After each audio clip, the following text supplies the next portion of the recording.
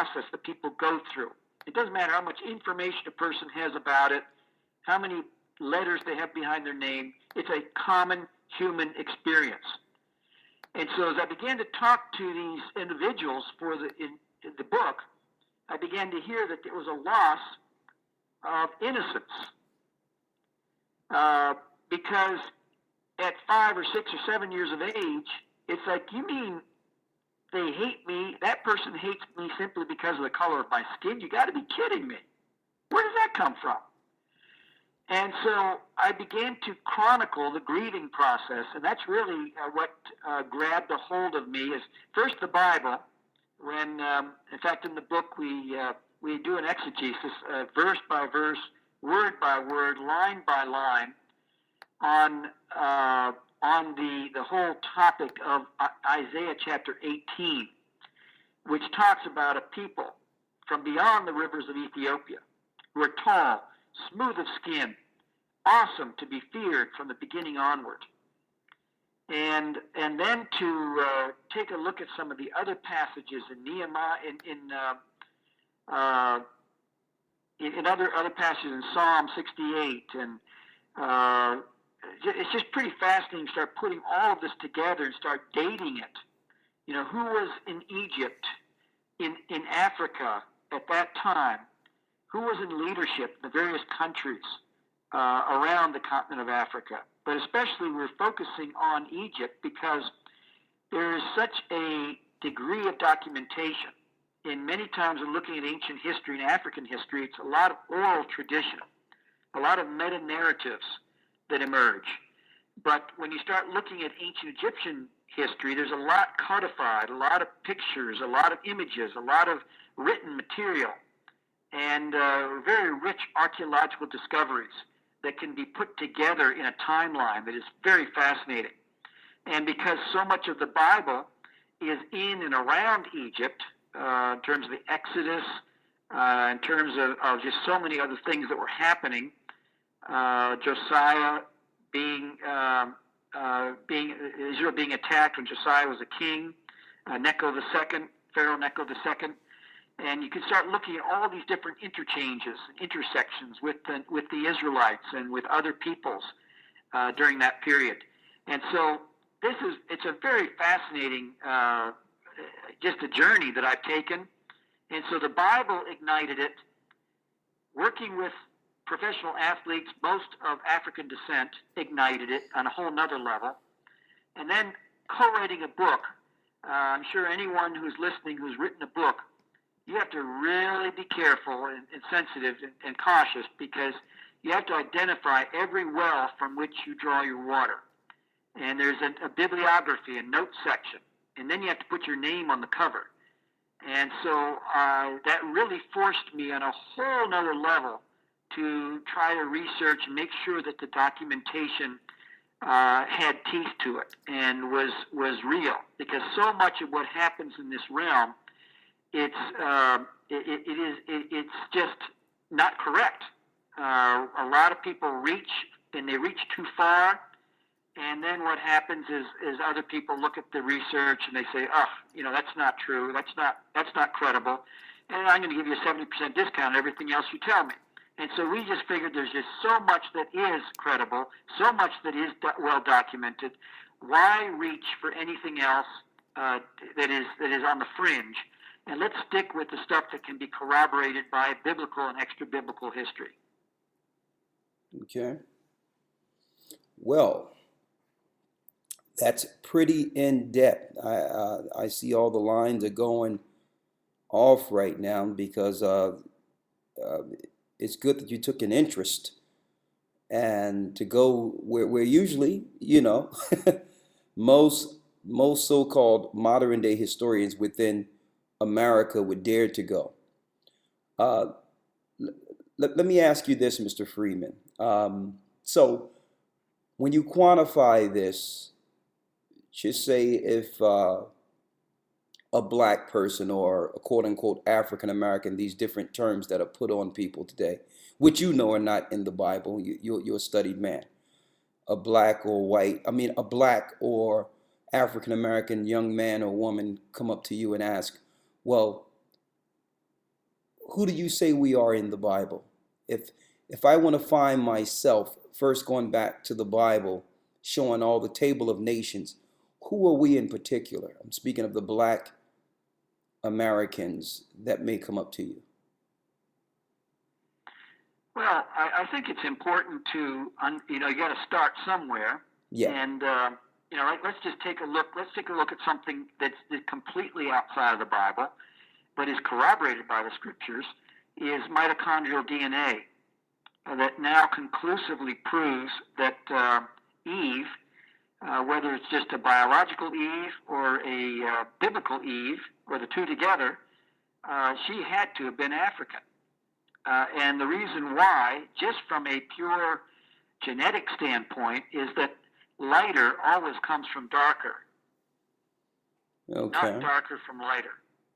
And so if she is, and I could better use the word since she is the mother of all living, not only by the definition of her name, but also by the reality of now science, DNA, saying it all goes back to a common Eve theory, that she had to have been black, had to have come from that region of the world, from Africa. And so, if someone believes in Pangea, with all the continents put together in some catastrophic event like a flood or something came and separated these plates, where South America fits with Africa, kind of like two pieces of the puzzle, there was some type of movement of that gene flow, and it moved to different parts of the world. How long did it take for that movement to take place? We can speculate on that.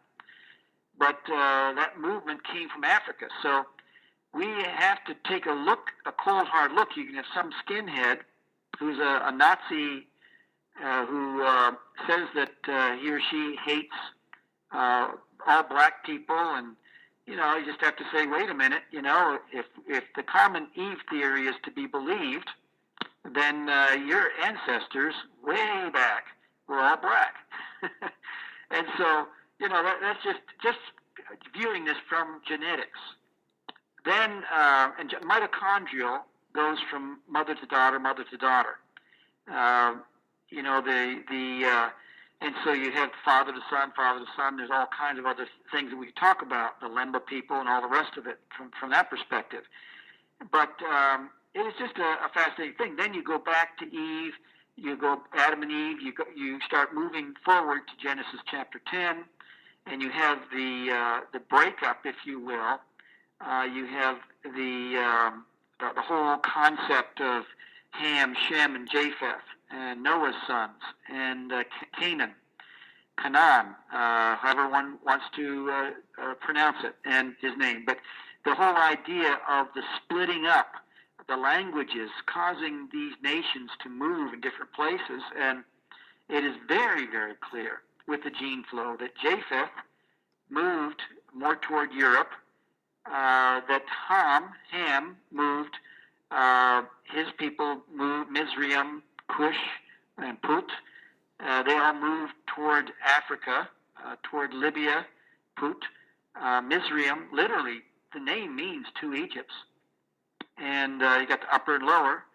And then you have Cush, which is Sudanese, Ethiopia, that region. And you can see the gene flow moving. And then, of course, with the rivers like the Nile and other rivers in Africa, you can see the movement. It's just fascinating. Thomas Oden wrote a book about the whole idea of Africa impacting modern Christianity. And you can look in the 3rd and 4th and 5th centuries of Tertullian, Cyprian, Augustine, all in North Africa, all in that area of Egypt and Libya, Tunisia, that whole region. And then the movement south throughout the whole continent of Africa through the major rivers that either move more in westerly toward Ghana, toward that region, and then southerly with the Nile. And, so it's very fascinating to begin to study this. And I've been in situations where I'm in a prison, let's say, and I show the film Return to Glory, and afterwards I open it up for questions, which, by the way, I never call Q&A because I don't have many answers. I call it Q&R because I always respond. and my responses are generally inadequate. And I hope that collective wisdom emerges. But we had a Q&R after the film, and members of the Nation of Islam were there, and they began to challenge me very bluntly. And I listened to them because God gave me 2 ears and 1 mouth, and I listened very carefully. And then I began to share with them. I said, well, you have some people who told you one thing, but let me talk about Cyprian and Tertullian and Augustine. And, so many people try to paint the picture this is a white man's religion. But let's take a look at the same picture, put a different frame on it, and begin to see how the movement of the gospel, predating Islam, began to move through Africa. And then you look at the meta-narratives of the various tribal systems, and you start putting it all together. It is a fascinating picture that keeps coming back to God being a God, a mission God on mission, regardless, using whatever means possible to reveal His fame and His character throughout the world. Okay. And by the way, I have only about 5 minutes left. Today is my anniversary, and my wife, I've already told her I'd take her out to dinner tonight, and we've had a wonderful day already, but I wanted to give you some time, but I have only 5 minutes left. Okay, well, happy anniversary, and we would like to leave you with this. I want you to hear something, and then I'll let you respond if you don't mind, okay? Sure. This is a rabbi that's in a closed discussion. There was minimal black people, if any, in this discussion, and they have concluded this particular information you're about to hear. It's only a couple of moments, if you can bear with us. Is that okay? Just give us like 7 minutes. Sure. All right. Give me your opinion on this. And I'd like to now bring up another interesting place that you're finding descendants of the Israelites, but may not necessarily be from the 10 tribes, but will also play a role. And shouldn't be overlooked. It's a very serious scenario. It's in Africa. Africa has perhaps hundreds of millions of people with this identity right now of being from the people of Israel. Does that mean they were from the 10 tribes? Likely not. We were taught by the historians and within our own traditions that when the Romans conquered Judea, a few hundred years after the tribes of Israel went into exile, perhaps millions of Judeans were sold into slavery, into Africa, into Rome, deep into Africa. And if you look now, you're seeing people who are most likely the descendants of those slaves who kept true. I'd like to bring up a few specific examples because they're going to be game changers. One of them wrote letters to Israel when it became a state. And they said, we're Israelites out in Africa. Everyone laughed at them and they said, African Israelites. These people are just trying to jump on the first world country bandwagon. They're living in a third world country. They got nothing. We're coming to Israel. We got innovation, technology. So they're trying to get on this train because there's such a thing called the right of return. All descendants of the Jewish people from around the world were able to move to Israel. So they said we were also. And everyone kind of laughed at them, like I said. And a few people took it serious and went out there and started studying them, learned about their culture. And a professor from Duke University went out there and did DNA testing on them. And he showed not only do they share Semitic genes from people who were in Yemen back to the Middle East, these gentlemen, a large percent of them, have the Y chromosome to be Kohanim, to be priests. Now, if anyone doesn't know, a priest is a specific family clan of the nation of Israel who come from Aaron, the brother of Moses, who was the first priest. And anyone descended from Aaron has the status title priest. And we found that these men in this village in South Africa called Lemba, Lemba, carry this genetic marker to let us know that they share the same as from the Sephardic and the Ashkenaz and the population of the people in Israel today. They share the same exact DNA marker. It's mind-blowing. So everyone kind of got humbled a little bit who laughed at them and said, now what? Now what do we do about this? This could have tremendous implications. Another area in Africa you have something big happening is in Nigeria. You have the Igbo people, or Igbo, pronounced either way. There's 40 million of them, also Christians, like I spoke about before, how that could happen to the children of Israel very easily. But also a lot of them are now coming out and converting back or adopting the rules of the Torah without all the paganism that they've been practicing for hundreds of years. There's been books written about it from scholars in Nigeria, from scholars from the Jewish people. And where it gets interesting is, in America, there was a slave trade. And a lot of the slaves, a very high percentage of them, came from Western Nigerian ports. And in America today, you see a very large movement of African Americans who say that they're the real chosen people, that they're the children of Israel, they're the Judeans. You know, so what are they just trying to create an identity for themselves because they were slaves, or is there really something here? And the answer is most likely there is something there. And most likely, maybe that they were the original Israelites, and maybe that the Jewish people today who are white, Caucasian people came in a little bit later on. We know that some of the greatest sages of the transmission of the Torah were converts from Rome. You have a man named Onkelos who wrote a commentary on the Torah, unprecedented, that we still learn today. He was a convert. Some of the largest pillars on the transmission today were Roman converts. So here we are, I'm speaking, we're Caucasian Jewish people, and now you have people in Africa saying that they're the real people of Israel. It can't be ruled out at all. We know they were sold into slavery. We know now that they're fulfilling prophecies by saying, we're coming back. Okay, Mr. Freeman, I know you heard that in its full context, and I know you probably also hear in the background some people who are actually getting up and are totally infuriated that is coming out within the scientific world as well as the religious world, that the chromosome of the black slaves that went into America links directly to the Judeans who fell in 70 AD. And I was looking into this, and when we invited you on, I definitely want you to hear it, because I know that you being an honest man, you would bring certain things forth. I have a whole web page on the Lemba people, and Tudor Parfit from South Africa is the one that came up with that, who came up with the DNA and the Y chromosome all the way back to Aaron.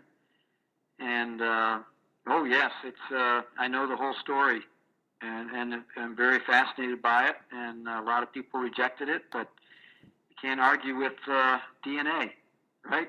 Exactly. Hey, listen, my time is up, but I do resonate with so much of what he said, and I really appreciate the opportunity to be here. But my wife I told her I'd be ready around 6 o'clock, and so I need to go. Okay, well, you have a great evening, Mr. Freeman, and you and your wife, happy anniversary, and we hope to get you on so we can talk, other detailed information, filling in the missing pieces, okay? Wonderful. Thank you so much. Thank Appreciate you. the opportunity. All right. Bye-bye. Okay, there you go, brothers and sisters. Mr. Joe Freeman, bringing forth information from a historical standpoint. Being a chaplain, teaching predominantly black history. And there's a reason in particular that I asked him this question concerning black Americans who may come up to him with all his years of study to fill in the blanks, to fill in the missing gap. Who are we according to God and history? And I don't think it's no coincidence that none of what we just played, with the rabbi admitting that they're Romans and that we are really the true children of God, was actually mentioned. Usually it goes into an area when you ask historians, it goes into an area of ambiguity in which we can pick and choose what we want to grasp to feel relevant. There's great history of Eve being the mother of all living in Africa. You'll hear that. A person with no self-worth or understanding would cleave to that and say, yeah, we the original people because we were Adam and Eve. But if you listen clearly, it leads areas of ambiguity that still allow them to stand as the people. They'll start pointing to Ethiopia. They'll start pointing to the continent of Africa, without describing who are we in these particular areas, still leaving us the opportunity to grasp to anything that we may study in those areas to feel relevant.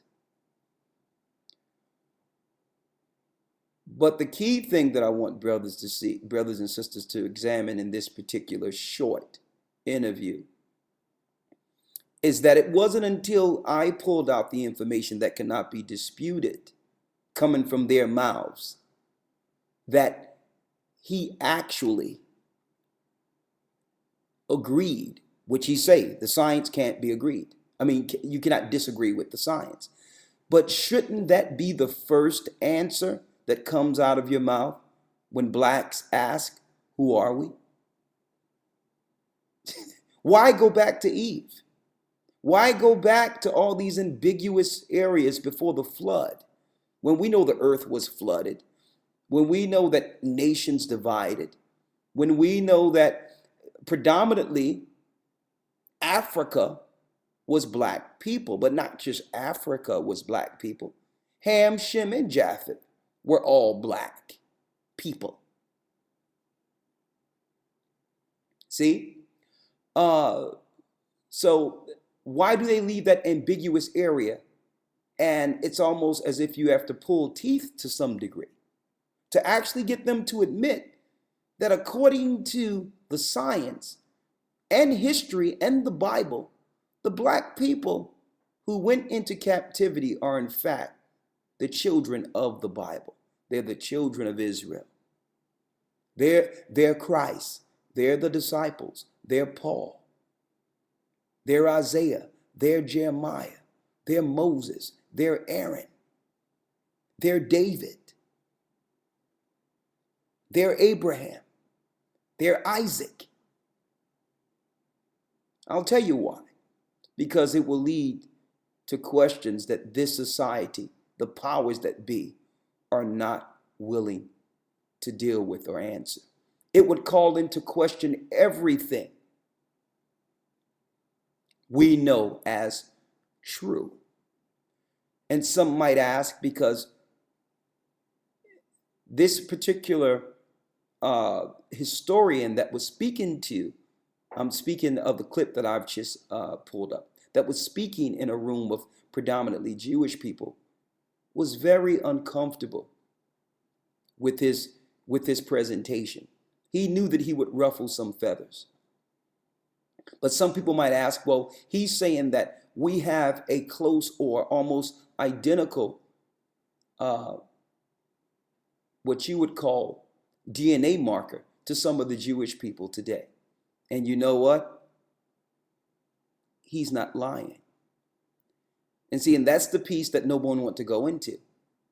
Because Jacob and Esau, our brother, the Jewish people, we were separated from birth out of a black woman named Rebecca.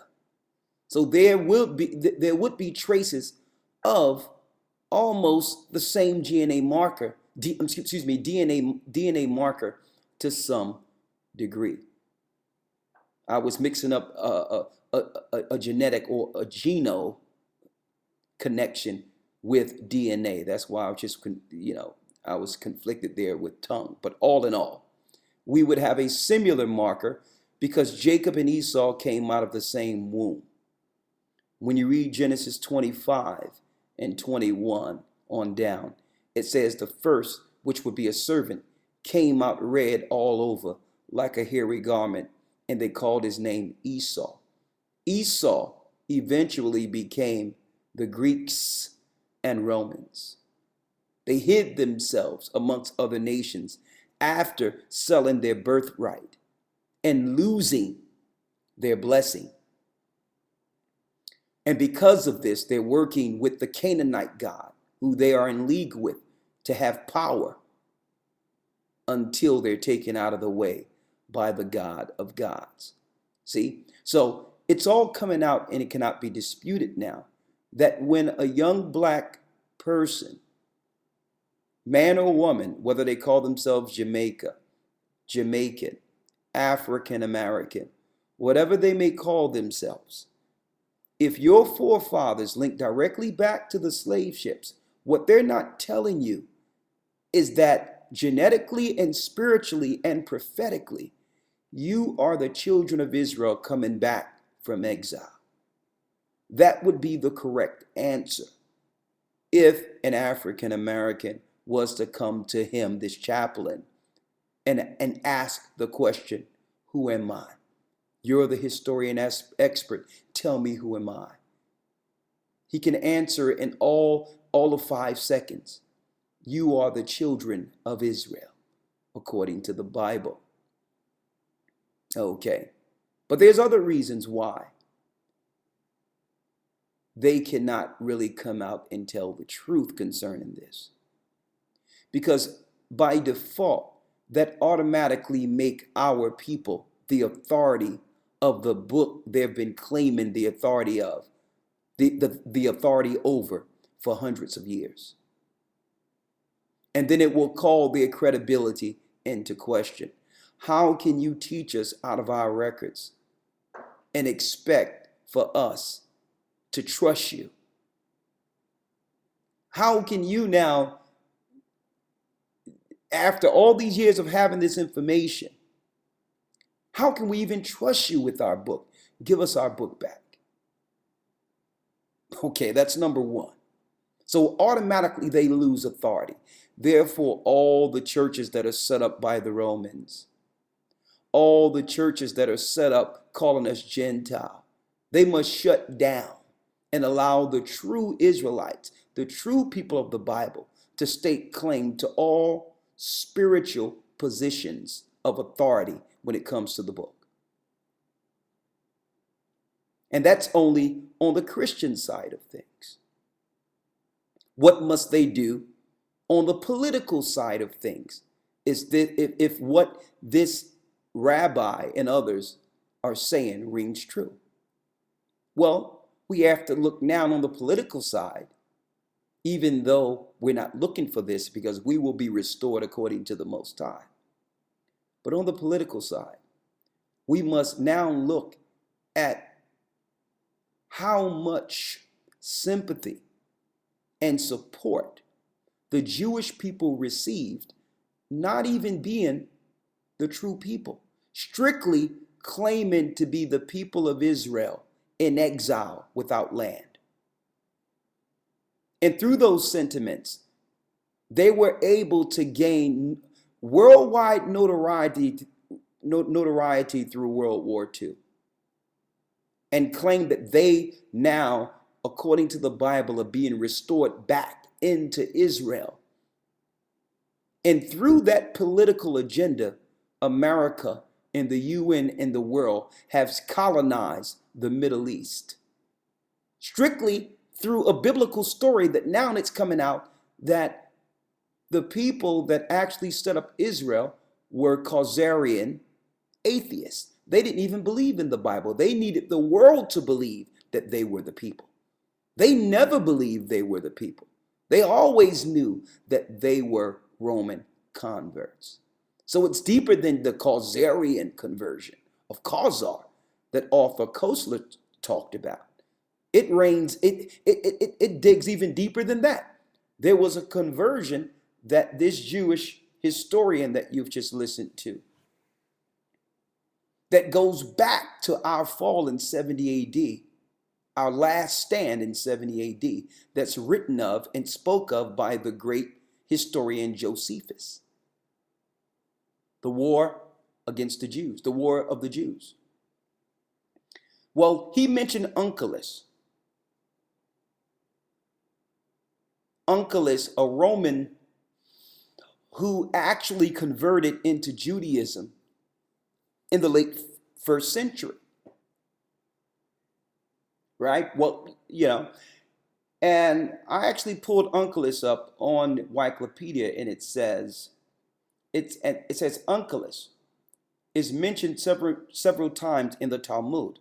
Now, those that are familiar with the Talmud know that it's a Babylonian record. It's a Babylonian religion, the Talmudist. It's a Judeo, or what you would call a Jewish religion, that was created during the time of Babylon. Once the children of Israel fell, they shifted the religion of the Torah into Babylonian worship. And that's the worship of the Jewish people today. It says Onkelos is mentioned several times in the Talmud. According to the traditional Jewish sources, he was a prominent Roman nobleman, a nephew of the Roman Emperor Titus Flavius. Now, we all know that Titus and Vespasian was behind the Roman conquer of the Israelites in 70 AD, the total destruction. You can even read of Masada in the book of Josephus. So these were our conquerors. That is what was just admitted. So our conquerors have now staked claim to our identity. Then it may come into play. Well, how was they able to do this? How were they able to just fool the whole world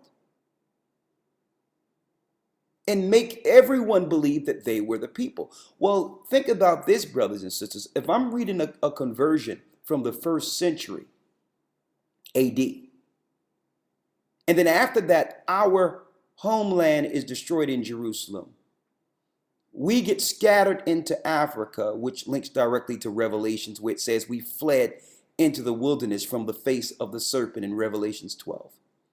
And then after that, sold into slavery, family separated. And during that captivity was told we were someone else.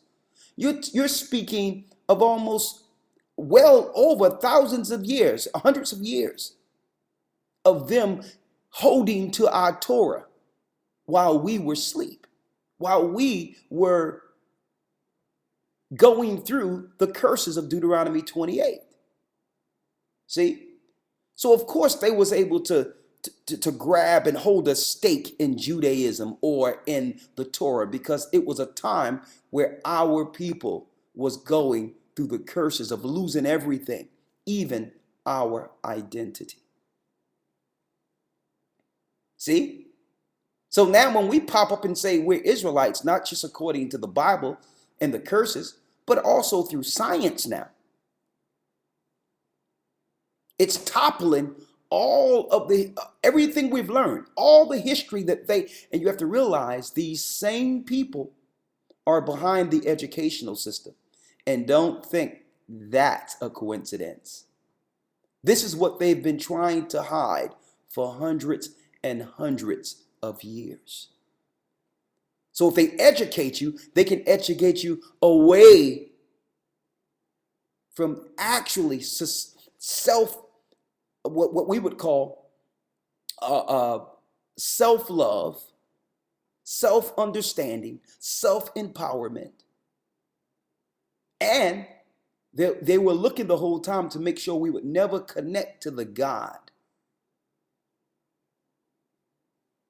that put us under the curse. So they had to get control of the schools, the universities. They had to get control under the Jesuit order over the religious text and the religious understanding that would be taught to these slaves. Because once these people come back to the truth, then that paradigm, that mental slavery is broken once and for all, and they can never get it back, and they understand that. So politically, on the political side, these same Jewish people, the powers that be, realize that they set the model for a people who have gone through a Holocaust, who have gone through slavery. Now, we all see Holocaust movies and all that, and people can debate that all day long, whether or not that's true or not. That's not even the point. The point is, that's not written of in Scripture concerning what would happen to the children of God. The Holocaust, if we're going to look at what happened to the people of God, we must look to the curses of Deuteronomy 28 and point to that if it's about restoring Israel as a people. See, and that's the political side they don't want discussed. So they will invoke, quote unquote, certain people into the conversation to move the bar from what we should be examining. That's why in these conversations, they speak and invoke the Nation of Islam and others, because they would rather people look into those areas. When the Nation of Islam really does not represent black people and the plight of black people. That's another delusion or another trap to get our people under a satanic religion that was behind our destruction. So cut and dry, what's going on here is it's pulling teeth to get people just to say, guess what? You are the children of the Most High according to the Bible. And I'll tell you this before I open up the line here. Farrakhan knows. He knows. See? And when he came out years ago and say, I'm going to show you he always talk about who the Jewish people are not. And go back to Khazari and Ashkenazi, and they get us standing up clapping, oh yeah, get them Jewish people, Farrakhan. But when he has the opportunity to actually just say, well, listen, it would only take a 5-minute speech. You black people are the children of God, written of in Deuteronomy, that went into captivity. You are the bloodline of Abraham, Isaac, and Jacob, period, even through science. Don't bring us that original black man that was the bones that was found in Africa. We don't want to hear that. Okay? They have science now that links us directly back to the people who fell in 70 AD in Judea by the hands of the Europeans, by the hands of the Romans. Why don't he talk about that? Why? Because it threatens everything and every belief, the core belief of the religion he upholds, it will destroy at its core. That's why he would have to admit Elijah Muhammad was a liar. That Fard Muhammad, who introduced the truth, or what they called the truth at that time, to Elijah Muhammad, was a liar. They would have to admit that Islam was a Middle Eastern trap of religion, and it was no different than what the European Christians did to us. He would have to admit that. He would also have to admit that the religion of Islam came after we fell in 70 AD, and therefore we should be following what we fell from, not the new religion that just came up in the 7th century AD. That would destroy Islam. That would destroy the quote-unquote prophet Muhammad. Why? Because that would lead us to know that according to the same Torah, the same law that told us that we would go into captivity, that prophesied our curse, that it prophesied a savior. It would lead us to look for that Savior and be baptized and receive the Holy Spirit and accept that Savior as the only prophet, which would be Yeshua, the Savior, whom this world ignorantly call Jesus Christ. So they know. And usually when you ask this question, or a young black African American or man or woman, or a black person in particular, when you ask this question, who am I according to the Most High God? Who am I according to the Bible? Just sit back and listen. Because really the answer only take all but 5 seconds. You're the children of the Most High God, written of in the scriptures. You're the children of Abraham, Isaac, and Jacob. The Bible belongs to you, and Christ is your Savior. That's the end of the conversation. Come back to your laws, statutes, and commandments. The Gentiles, who are your authority, cannot teach you of your laws because they are against your laws. They're Gentiles. So automatically, if you learn from them, you'll be getting a Gentile view. And that's why they say, well, we don't have to do this, or we don't have to do that. We're not under the law, because they never received the law. Psalms 147, 19 and 20. They've always broke the law. So if you learn from them, expect to break the same law that put us in captivity. See? It only takes a couple of moments for them to a couple of seconds for them to answer the question. But when you ask the question, just sit back and look at them go in circles from minutes on end and never give you a clear, defined answer. And you're going to realize that's on purpose. Either they don't know, or they're not telling you something. Okay? The cat's out of the bag. It's been out of the bag. One of the clear reasons why they're talking about it right now is because they can't control it. See? Even this Jewish historian who came out and admitted this.